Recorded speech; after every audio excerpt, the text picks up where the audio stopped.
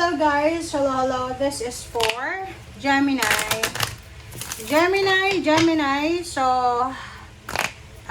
your sign, parang yung Mercury ay pwedeng personal ruling planet yon ng mga Gemini. So, medyo makakaramdam kayo ng parang reflexive energy. And, focus kayo Gemini sa family life nyo. This Mercury retrograde. Ano ba yung Mercury retrograde natin? June 29 kahapon until July 23. So, magpo-focus ka sa finances mo, sa spending habits, and kung ano yung security na gusto mo. Stability and security. Okay. So, let's check.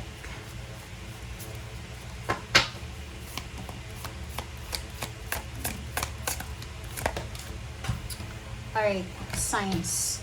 Dedication. Given to. So, hindi pa dumating yung Mercury retrograde. June pa lang, during your birthday season. May, June, parang ganun. You're super motivated.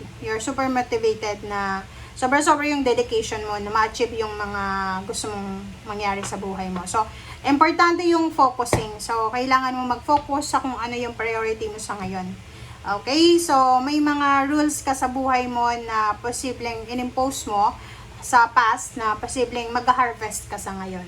Like for example lang dito sa mga rules mo is regarding sa pagiging matipid, kuripot, parang ganon. So, kailangan mong i-apply siya sa buhay mo ngayong 3 weeks na to. Simula kahapon, June 29 hanggang July 23.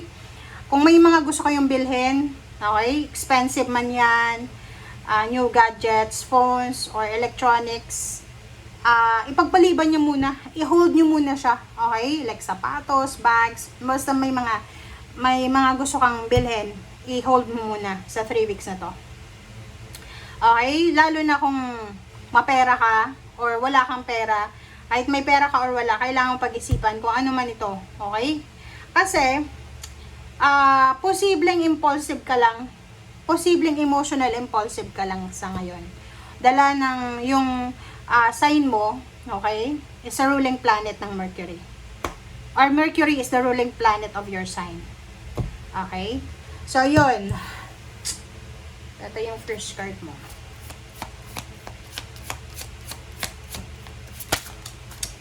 Alright. Next is, as you did in the past, yun. So, may mga ginawa ka, related din dito na, yun nga sabi ko, mayroon kayong mga batas sa buhay nyo, rules na inimpose mo sa buhay mo sa past na nag-work, and then ngayon, ulitin mo ulit. Okay? So, dito sinasabi ng baraha, kasasabi ko lang, your home base or your family, yun yung focus mo sa Mercury retrograde. Ayun, kasasabi ko lang, do what makes you feel secure. Diba? Lalo sa finances. Okay? Kung ano yung magpo-provide sa'yo ng stability, yun ang gawin mo. Okay? And kailangan mong mag-reflect sa bawat actions mo. Ang ganda ng barahan nyo, guys. Resonated sa bawat isa yung baraha.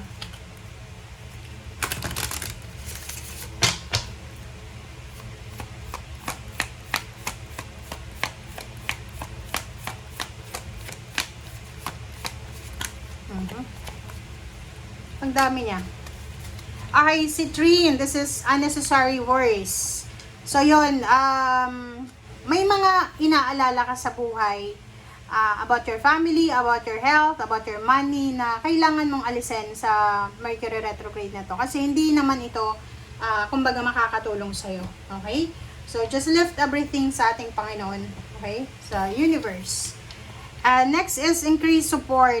So, dito din sa barahan na to, since nakafocus ka sa family mo, sa kung ano yung base mo, yung home base mo, sa barahang ito, sinasabi na maraming mga kapamilya ka, nagmamahal sa'yo na willing kang suportahan. So, kailangan mo daw na buksan ang yung sarili sa mga tulong. Okay? And last, third deck, own your divine power. So, people pleasing to eh. So, iwasan mo yung pag-people please. Okay? Tapusin mo na yung pagiging people pleaser. Be true to yourself, be true to your intention, be true sa mga nararamdaman nyo. Kasi yun yung pinaka-importante guys, is yung maging masaya ka sa buhay mo. Okay? Walang iba. Dapat ikaw yung masaya sa sarili mo.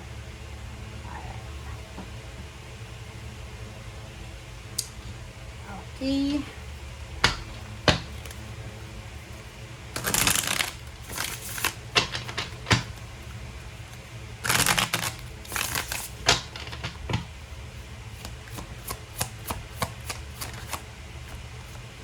Okay, reverse.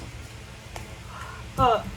Seven of Cups na reverse. Yun, kung yung pakiramdam mo sa 3 weeks na to na parang wala kang choice and options, okay lang yun. Kasi nasa Mercury retrograde tayo. So, as much as possible, kung kailangan mo mag-pause, kailangan mo mag-reflect, mag-isip, mag-relax, gawin mo yun. Diba? Sabi ng baraha sa'yo dito, makakaramdam ka daw ng sleepless nights, anxiety, depression, yung iba, yung pinaka-worst, or yung iba, sleepless nights, insomnia. Magkaka-insomnia ka kasi masyado kang nag-iisip. Okay? So, kailangan mong palakasin ang iyong immune system, ang iyong physical body. So, halimbawa kung may mga delays, okay, sabihin natin, maraming delays ang mangyayari. Hindi lang ikaw, lahat ng zodiac signs may mga delays. Gamitin mo yung oras na to para sa pagpapahinga, bodybuilding, diba? Eating healthy, parang ganon, relaxation, para mag-benefit ka. Huwag kang magmukmuk dyan sa yidli, okay? Next is Page of Cups, Seven of Pentacles. Oh, nakikita ko sa'yo dito, you're waiting for a job offer, a confirmation na nakapasa ka na sa interview and exam, parang ganon. So, protect your emotion. Okay, guys? Protect your emotion sa Mercury retrograde na to. Okay? Kasi yung emotion mo, yung parang siya, iti-trigger niyan.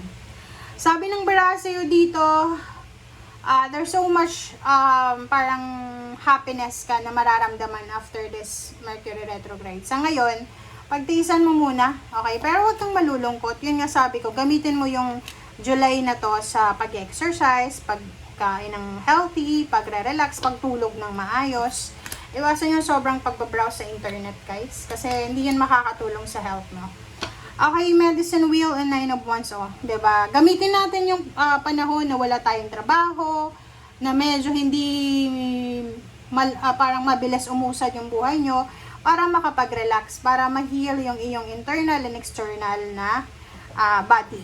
Okay? Zero the Fool, iwasan mo yung mag-take ng risk sa 3 weeks na to. Iwasan mong magsimula.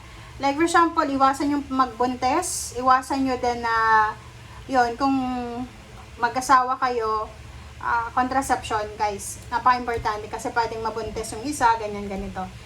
Relationship, iwasan natin yung pagsisimula ng bagong relationship sa 3 weeks na to. Iwasan mo yung pagta-travel. Iwasan mo yung, atong impress kasi to, health to eh. So, medyo vulnerable yung chan nito. So, ang gagawin mo, Gemini, mag-iingat ka sa mga foreign na pagkain. Huwag kang kumain sa mga street. Okay? Huwag kang kumain din sa mga restaurant. Sa July na to ha.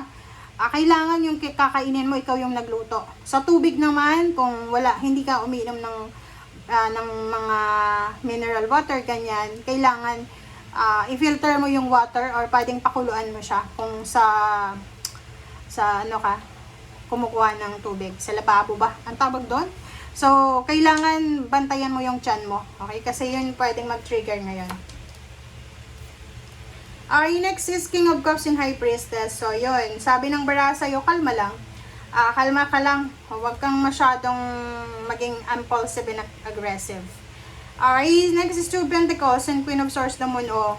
Ano lang ha, pause lang tayo ngayon. Focus ka sa spiritual, sa family mo, sa physical health. Focus ka sa emotion.